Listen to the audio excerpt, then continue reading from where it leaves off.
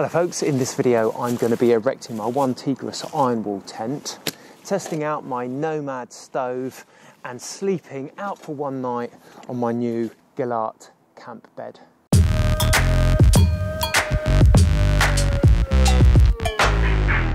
Now what with the COVID crisis, it means that I'm probably not going to be able to get out and go camping. So I've decided that I'm going to camp in my back garden tonight for one night only, folks. Now the forecast is pretty cold tonight. Could be quite a hard frost, so it'll be quite a challenge for the tent and the Nomad stove. So I'm going to put this up and let's see how easy or difficult that proves to be.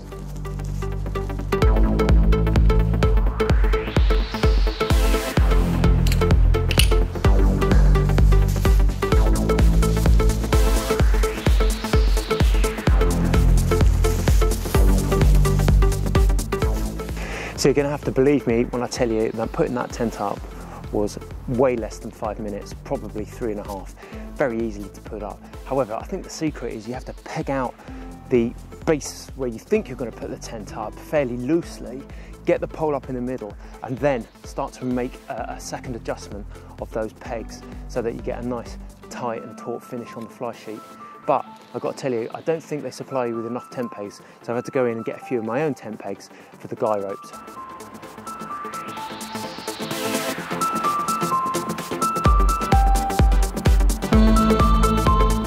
Right, the next thing to do is to erect my Gelert camping bed, and I've laid out the poles here. It consists of 3 poles on each side of the camping bed and 4 legs.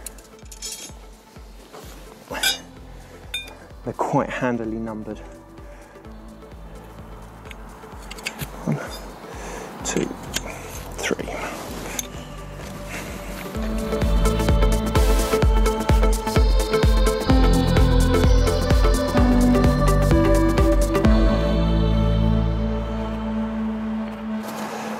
Right, that's the camp bed constructed, and I've got to tell you that was pretty fiddly trying to get these W legs in. It is quite awkward, especially if the holes in the poles don't line up. Probably took me longer to put this up than it did the tent. Right, so that's the tent set up with the guy ropes. I'm going to go inside now, set up the sleeping bed chamber, and then put up my Winnerwell Nomad stove. Once inside, the first thing to do with the sleeping chamber is find the apex. That's the top part, and this is going to hook onto an eyelet up here. Now with that in place, you can decide which side is the left and the right, and go around the bottom of the fly sheet, hooking in the associated eyelets. There are 5 hooking eyes around the base of the fly, and 3 hooking eyelets midway up the fly sheet, and then the one on the apex. Alright, so I'm inside the tent. Tent is up, bed chamber is up, and I've constructed my camp cot. But the next thing that I'm going to do now is get the stove up and running and lit.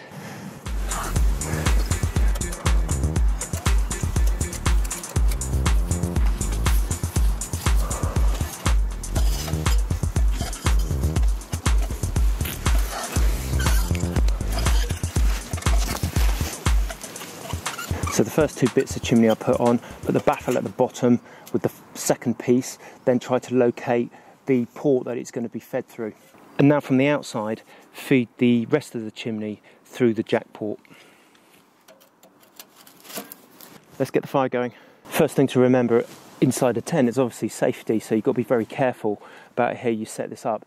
I try not to let the chimney touch the jacking material here, so be careful. Obviously when the wind's blowing, that might blow and touch this very, very hot chimney. The other thing to consider is having a base plate or a stand for this stove to stand on. You can start to scorch the grass. This is my wood supply, it's just some dry kindling that I've cut up, and I'm going to use a fire lighter. Got a few of those in there.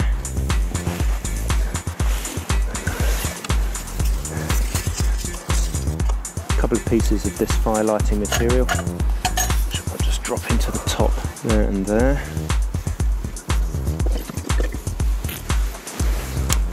Okay, here we go, I'm going to try and light it now.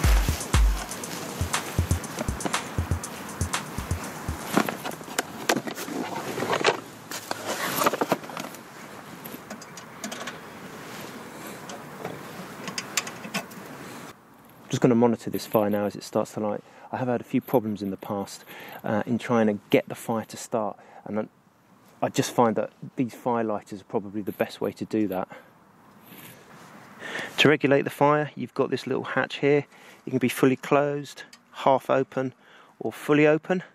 Of course, you can open the door itself to let more air in, and you can use the ash scraper for getting out the ashes. As you can see, as the door is open, it does allow some of the smoke to come back into your tent, so be careful about that.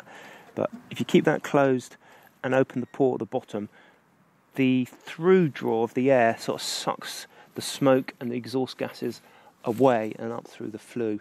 And once that's established, I haven't really experienced too much blowback or smoke leaking into the tent at all, apart from when you have to open this and put more wood in.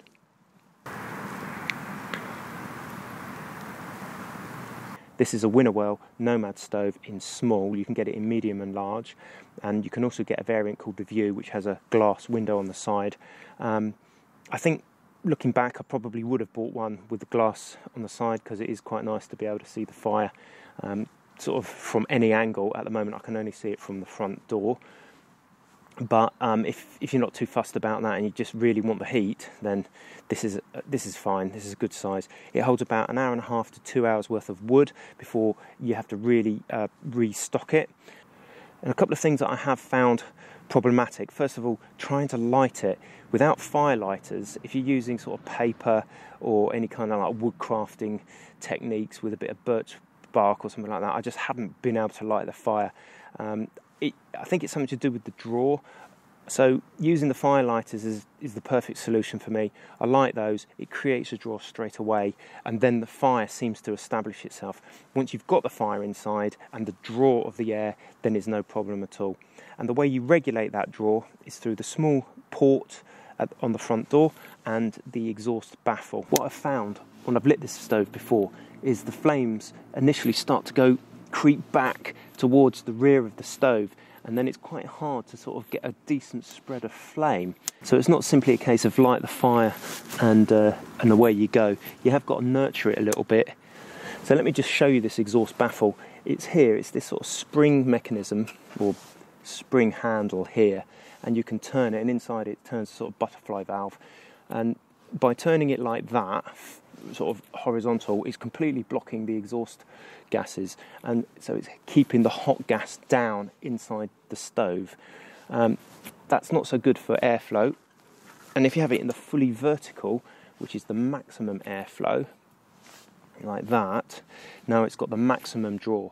To start off with, I found having it in the vertical position is probably best for maximum airflow and draw, get the fire established. But then I found that it was burning the wood way too quickly. So it's a bit of a combination that you have to kind of judge and get used to. I find that turning the baffle to about a 3/4 turn, sort of 45-degree angle, should I say, that is preventing a massive draw, and it's pushing some of the hot gas back down, and that slows the combustion rate of the wood. Then if I put the little latch on the front to fully closed, so fully closed and 45 degrees, at that point there's enough air going in to burn the wood, but not so fast that it's just burning it rapidly and sending all the hot air up the chimney, and that has been giving me the longest burn possible. And at the moment, a full load I've had burning for about 2 hours. Right, so that's it, folks. That's my top tips for the Winnerwell Nomad Stove and the Ironwall, the OneTigris Ironwall Tent. I'm going to be sleeping here tonight. The forecast is looking very cold. It might even be a hard ground frost tomorrow. So that's it for this video. If you have any questions, just drop them in the comments below. I'll see if I can answer them. And until the next time, thanks very much for watching. Happy camping, and I'll see you in the morning. Cheers.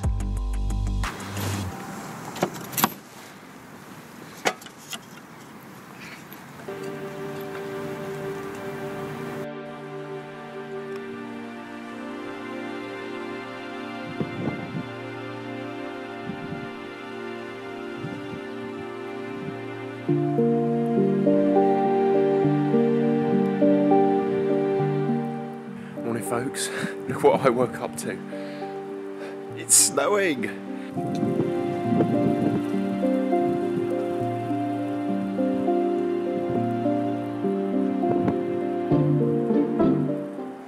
go out bikepacking or camping with coronavirus and all the restrictions.